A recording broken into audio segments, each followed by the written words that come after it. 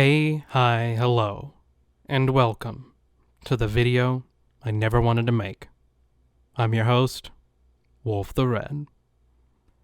Today, we're going to be talking about the YouTuber Wisdom of Odin, or Jacob Spurlock, the enlightened centrist of heathenry who just wants to grill with the gods.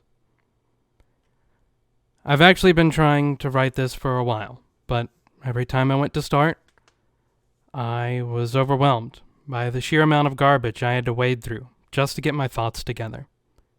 I would walk away from it for a few days and try to come back and tackle it, and in that time, more stuff would be piled on top. And if I can be really honest, I finished this script about 2 months ago, and just let it sit, putting it off, instead of actually recording it. Which is funny because more stuff came to light in that time. But enough is enough, and it's past time to address what's been going on in the kingdom of Wu. Some of the main points I'll be addressing is prominent trends of racism, homophobia, transphobia, ritual abuse, and grifting. So I'm going to try to work through as much of this as I can. Buckle up. A lot of things I'm going to show you and talk about are going to highlight where Jacob often both sides a controversial topic, or avoids answering tough questions altogether, in an effort to not have to take a stance on any certain issue. Which is honestly strange for someone who claims to be charged by Odin himself to gather the folk. Surely a heathen charged by Odin to gather the folk would have the courage to address concerns directly, but that doesn't seem to be in his character. I believe much of that is motivated by money, and through that, doesn't see any color outside of green. It seems the environment that is being fostered in the Wisdom of Odin community allows bigots and those who are against bigotry to exist in the same space, as long as everyone is quiet about it on the surface. A strong no politics rule is enforced, and Wu views LGBTQ subjects as political. So things like talking about possible queerness in the sagas, or talking about LGBTQ issues people face in his own community, are harder to do and looked down upon. This allows a broad market share of people who can donate more to him, but we'll put a pin in this and circle back to it. Lately, Wu has taken the strategy of both siding the topic of equating Nazis with those who oppose Nazis, which is a weird take. It's strange to compare the oppressor with the oppressed, and I think it's safe to say Nazis are worse than those who oppose Nazis. But maybe I'm out of line here. To start at the beginning of all of this, Ocean and I joined their server at the suggestion of another YouTuber. Before we knew much about him, we originally looked at Wisdom of Odin as someone who we could network with. We didn't want to do the YouTube thing full-time forever, and it was exciting to find someone who seemed to be focused on a decent production value, long-form content, in the case of the Midsummer Gathering video. One thing that stood out to me in that video, however, was his claim that 27 people at that gathering was the largest pagan gathering in America. Despite myself being involved in IRL groups in the over 400 member range, where we'd regularly have 30 to 50 people, even up to 100 at times. I pointed that out to Jacob in a comment, and I later found out that he didn't take kindly to that. But under good faith, Ocean and I joined his Patreon to support him with money, and to be able to talk to him directly. We wanted to get to know him, and possibly work with him, so that we didn't have to be focusing on YouTube so much. Jacob seemed to have other plans for us, though. Let me just let one of his former admins tell you himself. Before you guys even arrived, he had talked with his leadership. I'm sorry to admit I was part of it at that time. I hadn't really seen what he was capable of, and so I didn't join in, but he labeled you guys as people who are coming in with the sole purpose of disrupting him and disrupting his order and his power.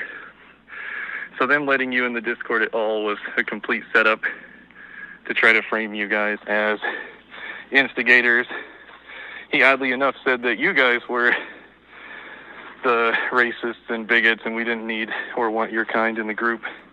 And obviously I do not believe that whatsoever. And I would not side with him on a single issue at this point. Sorry if I'm out of breath. I was just at the gym. But, yeah. So when you guys came in, Chris was assigned to immediately pick a fight with you and give him a justification for kicking you off Patreon. Because I guess they needed that little legal bump in case you guys challenged it or something. Because his Discord was tied to money. After that, he sent several people into your community. If you know Caleb Sherd or Big Sherd, he is pretty much Jacob's universal spy. Don't trust a thing he says.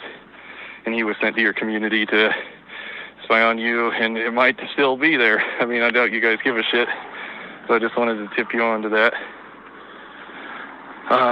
As to his gatherings, yeah, the Midsummer one was fairly tame, except for the fact that he took the title of Gothi after less than half a year of being Norse pagan, I think. For months I scratched my head on why we were banned for asking simple questions about his process and the community, but now we know where his head was at.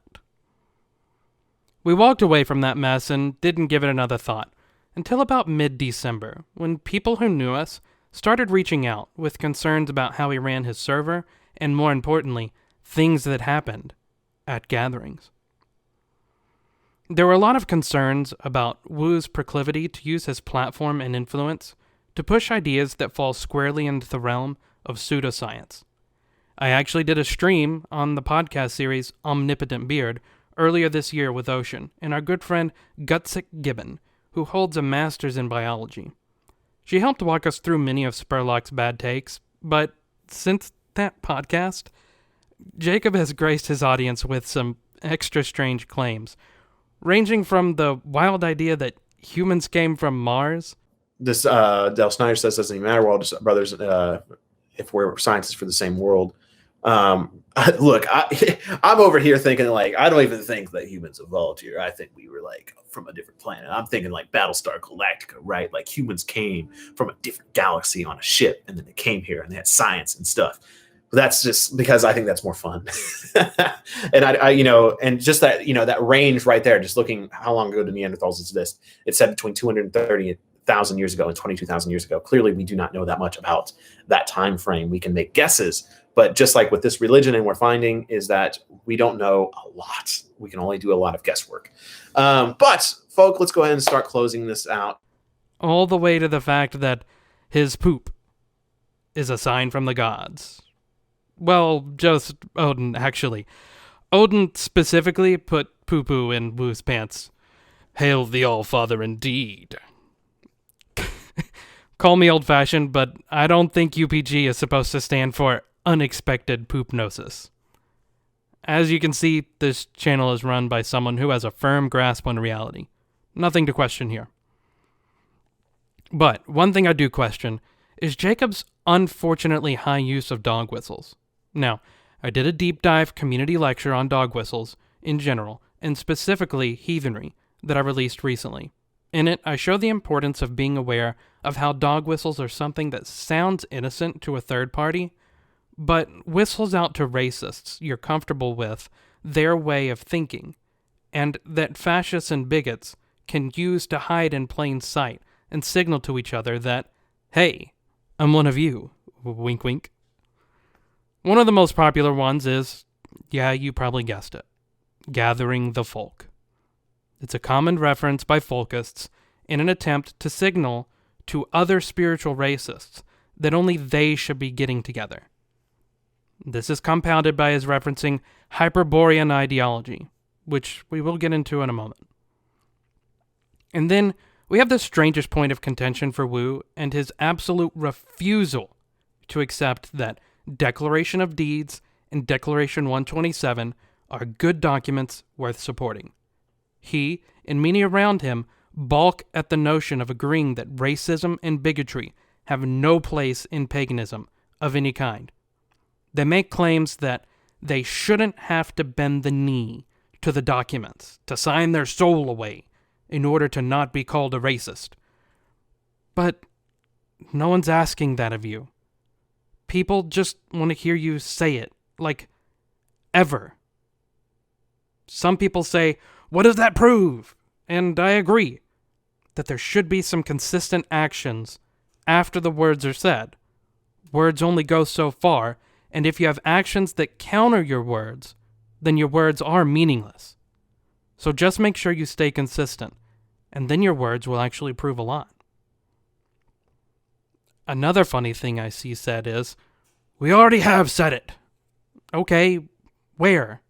And why not say it again when asked? If you still believe that racism and bigotry have no place in heathenry, then why not just say, "I agree"? For the record, it's really easy to say. I thought it might have just been super easy for, me, only me, and for some reason I have this special ability.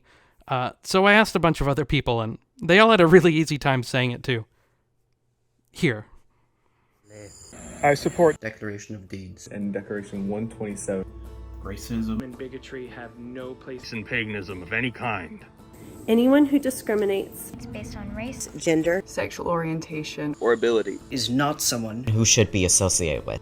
If you stand with hatred, you stand alone.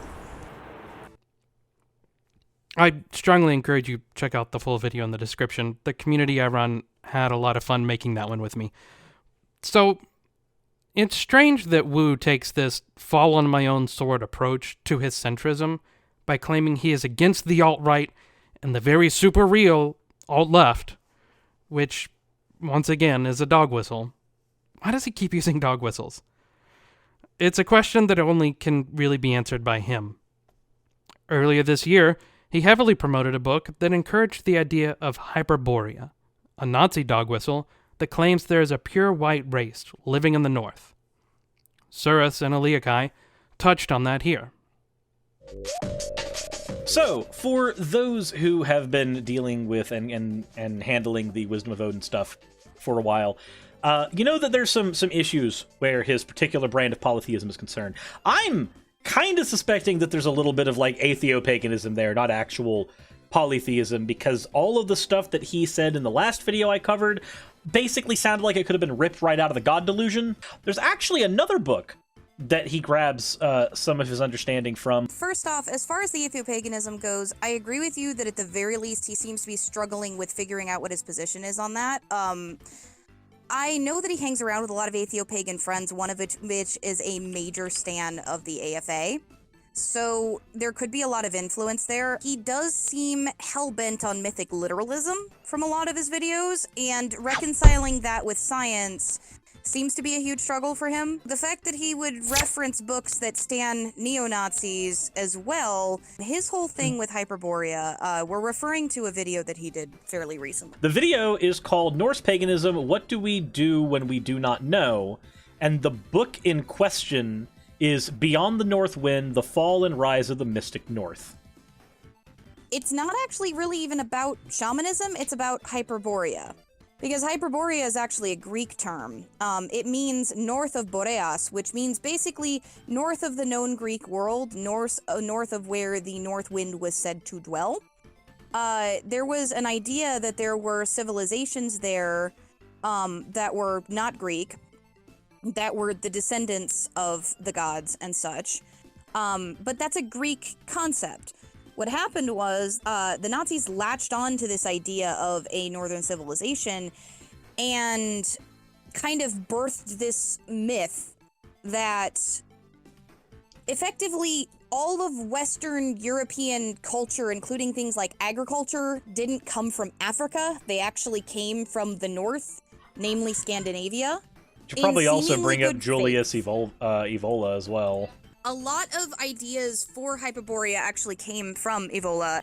For his spiritual interpretation of the different racial physicalities, Evola found the work of German race theorist Ludwig Ferdinand Claus invaluable. Like Evola, Claus believed that the physical race and spiritual race could diverge as a consequence of miscegenation. Evola's racism included racism of the body, soul, and spirit, giving primacy to the latter factor, writing that races only declined when their spirit failed. And this is actually something that we can understand very easily if we already know about the AFA and how they believe that gods are easier to worship based on the purity of your white bloodline. His often used tagline of "Gather the Folk" is a line inspired from one of the worst white supremacist organizations in the country, the Asatru Folk Assembly, or AFA. It's a dog whistle to pure European types, the drink from your own well. We European-descended people want to drink from everyone's well except our own.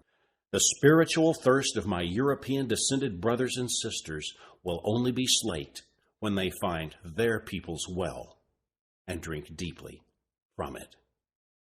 This is Steve McNallen of the Asatru Folk Assembly. Follow the faith of your own ancestors. Lines are focused, racist rhetoric to dissuade people of color from pursuing relationships with the gods of the Norse or similar pantheons. Again, in one breath, Jacob will say, all are welcome, publicly, but then in private tell people of color that they should stick to their own ancestors first. Stuff like this has been explained to him. We know people have reached out to him, and based on reactions, it seems he watches our content on how harmful these things are, but he refuses to address questions when asked directly. Wu will dodge on simple asks of things like supporting the AFA. Do I support the AFA? To me, that is a difficult question because ultimately I'm not near the AFA, nowhere near them. And it is a hot topic in the heathen community. Do I openly support them? Heck no. But at the same time, you know, they mostly keep to themselves, and that's all I can say. So he doesn't publicly support them, which begs the question, does he privately support them? Well, we can't be completely sure, but we do know he has no issue hanging out with, and in some cases, working with, people who do support the AFA, rather vocally. So, why doesn't he denounce them? Well, perhaps he's adopting a well-known strategy utilized among folkish types, popularized by, well, the AFA. When you saw the pictures of people waving Asatru symbols in Charlottesville, other groups have denounced that in this group. Well, I don't denounce that. I'm not in the denouncing business. But let's circle back. Forrest Munden is a service member with the extremely racist and bigoted ideas, ranging from transphobia to some anti-gay views to propping up this idea of European whiteness.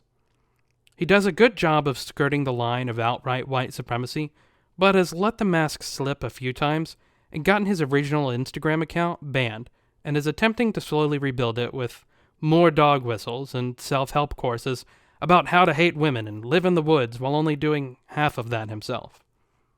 Luckily, he is largely irrelevant these days, but in spite of that still works with Wisdom of Odin from time to time.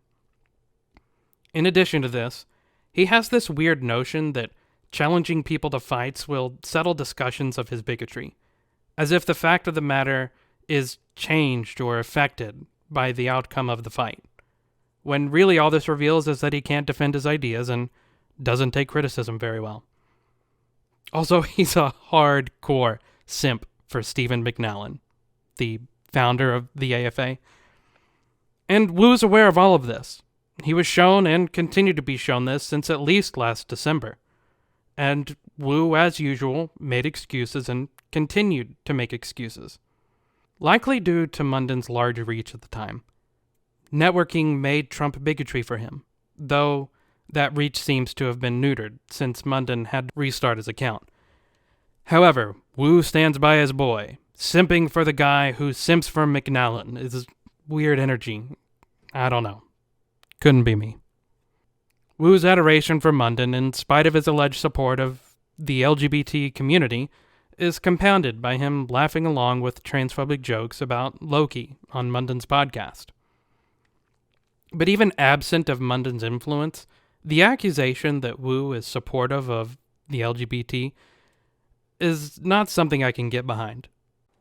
In these screenshots provided to me by a different former admin of his, he laments about providing a space for non-hetero people to have a chance to talk about their identities and how it applies to their spirituality. When pushed on if he supports the LGBT plus community, he once again refused to answer what should have easily been a resounding yes, and instead says he should only talk about heathenry when we know that's not all he talks about. Which is strange because when speaking to an ex-girlfriend of his, he confided some very yikes takes about the LGBT plus community and how they brainwash people. And it's funny because this past partner of his had a lot of insight to give on Jacob and his ambitions in heathenry. She also mentions the mishandling of funds, which may tie into the fact that we will have a hall in 2 years. No, wait, it's 3. Hold on. 5. Yeah, 5 years away. Skull to the hall. Which I feel like that should be brought to the forefront of the conversation. Wu started this adventure with the promise, often talked about, of there being a hall, a place where heathens could gather in America, a lofty goal. And over the last year and a half, it's always been some reason or another he hasn't made good on that. 2 years ago, it was within a year. There was property a family member gave him, but now it's been abandoned. Then there was land out west. He had to go look at it, and it was perfect. He just had to cross the T's and dot the I's. But oh wait, never mind. The land isn't any good, and he had to walk away. Then the hall was put on a 3-year timeline, and he had to work on gathering funds for a home, directly implying that the community should be paying more to make that happen for him. Remember, he was working a job until his YouTube took off, and then he quit his job early once people started giving him money, relying completely on his community to support him and pay his bills to live. Buying land and a home wasn't even on the radar due to using his community to support him completely until the last couple of weeks when he started a GoFundMe asking for $5,000 just to start a nonprofit for the future possibility of buying land, and then building the hall. And even the conversation of buying land is 6 months out. As someone who has started and operated a religious nonprofit, I can assure you that process doesn't take 6 months and doesn't cost $5,000. And if I may add to this, this is the same guy who went to Germany for 3 months on his Patreon's dime, who is now asking for $5,000. So I can't help but point out that this hall is the carrot on the end of the stick to keep people funding him. But let's circle back to Wu saying the LGBT plus community brainwashes people. When a concerned admin came to him about wanting to provide chat space for queer members of his community, there was substantive pushback from him expressing how uncomfortable that made him. This is largely him trying to publicly remain apolitical. But when the attempt to remain apolitical prevents creating an inclusive space, the result is exclusionary space. As long as queer heathens exist, queer topics are relevant in heathenry. Many LGBT plus folks have their spirituality tied to their identities. A healthy community fosters those conversations. Stifling conversations about their identities or issues that impact their identities is antithetical to positive community building. When queer admins brought this concern to him, he dismissed them entirely and ended up running away from the conversation completely and left them feeling unwelcome. So, we've seen what happens online, but that's only part of the issue. As many probably know by now, Wu puts on pagan weekend get-togethers he calls gatherings. He rents a sizable house on a large piece of land, skull to the Airbnb, and invites members from his pay-to-play Discord server to hang out together. Now, I want to be clear here. I don't think there's anything wrong with that. Pagans should be hanging out together publicly and sharing in their spirituality in person. Doing this consistently during the height of the pandemic was honestly dangerous, especially prior to the vaccine. And even now, he focuses on vaccination as a personal choice, at the height of the spread of a new variant, and further, stressing the personal choice of activities before and after events, which doesn't exactly promote personal responsibility, and it honestly just excuses laziness in his approach to protecting his community. But what I want to focus on are some of the issues that have arisen at a few of the gatherings that seem to paint a darker picture than is let on in his very flashy gathering videos. I saw him cut someone open, and he was encouraging that all weekend. One of the wildest things that was brought to my attention was one of the times we know about where he cut someone so bad they needed to go to the hospital. The context for this? They were asked to make a blood oath to Jacob, and this person hesitated to do it, to hurt themselves for this oath. So Jacob himself gouged them, and this person had to go to the hospital. What a brave act. Jacob cutting someone else to make an oath to Jacob.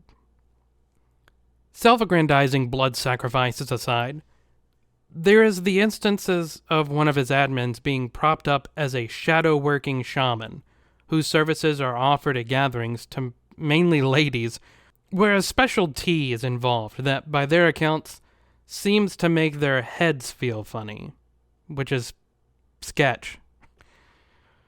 And probably not the kind of thing that should be happening at an event that is supposed to be family-oriented. Granted, the particular incident here seems to have happened back when the gatherings were just ragers that had rules that included no kids allowed. But his standards for gatherings seem to be different from where they should be. As far as the rituals at his gatherings go, one I want to highlight is a very strange ritual that, as a Gothi who has led several rituals, raises a lot of red flags. And above all, it's a violation of informed ritual consent. Informed ritual consent is an important aspect of leading ritual. Those who are entering a ritual with you are putting themselves in your spiritual care, surprising them with a ritual theme they didn't agree to, or undermining them when that trust and care is placed in your hands, is violating that trust your community places with you.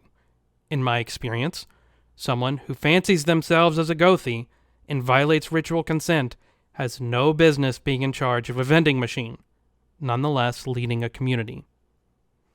Please note, these criticisms are meant for the leadership, not the members who are being sucked into this. I've been in the position of being misled by bad leadership in the past. I know how it can feel in the moment, that criticisms of leadership can feel like personal criticism of yourself. But I promise you, that is not the case here. The way that he's responded to criticism thus far has been with a strange fan fiction allegory of putting himself in the middle as a compromise between racists and inclusivity. It's not possible to shut me up unless I'm 6 feet under. And no, I don't think whoever sent me that has the balls to back it up. Otherwise, they wouldn't have sent it through a shell. When Wisdom of Odin is criticized, often his admins will respond to said criticism by saying that it's a horizontal organization, which is strange because it's often Jacob the individual being criticized anyway, not the org. But the response of horizontal organization needs to be explained. What seems to be said here is that it's an org with several points of equal leadership, allowing criticism to just be diverted to that aspect. First, that doesn't really respond to the problem, just means that there doesn't seem to be a system of accounting for mistakes or malice. And second, does anyone really believe that Jacob doesn't have influence over the org, and that if something was happening that he doesn't approve of, that he is powerless to stop it? This would mean that the response to criticism is essentially that he's inept. I'm not sure if that's helpful to his cause, but it's also not something that I honestly believe. Not to mention, if this nonprofit actually does get started, is he going to give ownership to all of his admins and make them equal shareholders of his organization? Not likely. So here we are with this guy who's been charged by Odin himself to gather the folk. But in effect, this seems to be gathering the folk that can afford a Patreon subscription. That just sounds like conflicting messaging to me. He actually has several members of his community send him hundreds of dollars a month. And again, Caleb Big Shirt is one of those, like Chris, Ian, and a couple other people like Caleb are like his big enforcers. When I left the group, I brought a ton of people with me, and then one by one, Caleb intimidated them into going back into the fold. It is the most cultish thing I've ever seen. And then I think I told you when I put on my Northern Gathering, he insisted on being there. He dressed in this weird white robe and walked around with his hands folded. He sees it as a business.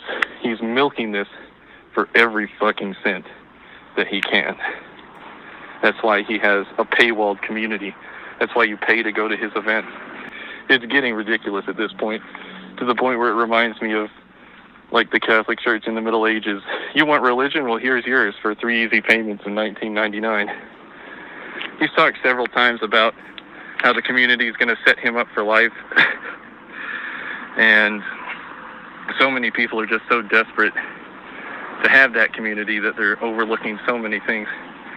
When I became a mod for the northern section of his group, people started calling me the King of the North because, like, we had some Game of Thrones thread going for quite a while.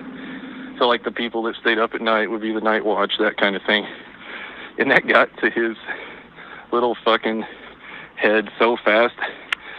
He hated that they called me that. He hated the amount of loyalty I inspired in people. He hated that I took charge of things. And that's what he cited as the reason he wanted me out of his group. Yeah, at the end of the weekend, he said that he felt that only he could decide who would be a priest or a priestess. Denied Tara. That broke her heart. So, there's a lot that I've discussed here, and I'll end by just telling you that I'm summarizing here. This isn't everything. There's still more to discuss, but this video is already painfully long. I've given you a basic rundown of things that I feel are important and need to be out there. Over the last year or so, I've gotten a lot of questions about why I feel the way I do about Wisdom of Odin. I hope I've laid out my reasons here. Whether or not these reasons affect where you stand is up to you. But I did want to explain why exactly I stand where I do. And I felt it's my responsibility to say something. So, thank you for listening. I hope the comments on this video remain constructive and stay on point. Please try and take a few minutes to process what I've said exactly before reacting emotionally and misrepresenting my words. Feel free to pause the video and read some of the bigger screenshots. As always, I welcome direct conversations, and links in the description will lead you to places you can come find me and talk to me directly. I hope everyone has a good rest of their day, and remember, go big or go home.